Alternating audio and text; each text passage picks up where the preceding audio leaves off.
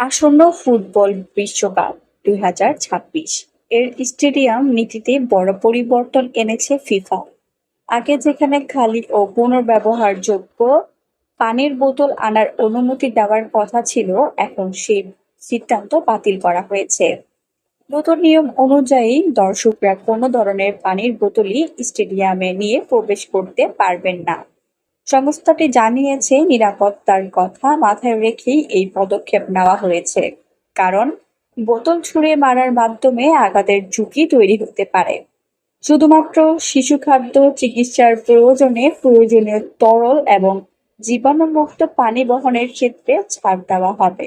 এই সিদ্ধান্ত ঘিরে সমালোচনাও তৈরি হয়েছে, কারণ খেলা চলাকালীন গরম আবহাওয়া ও আর্দ্রতার কারণে দর্শকদের পানি পানের প্রয়োজন বেশি হতে পারে।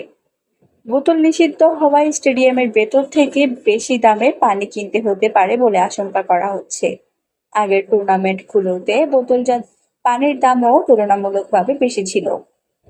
ফিফা জানিয়েছে, ভেন্যুগুলোতে কুলিং টেন্ট, মিস্টিং স্টেশন ও পানি সরবরাহ কেন্দ্র থাকবে, যাতে গরমের প্রভাব কিছুটা কমানো যায়।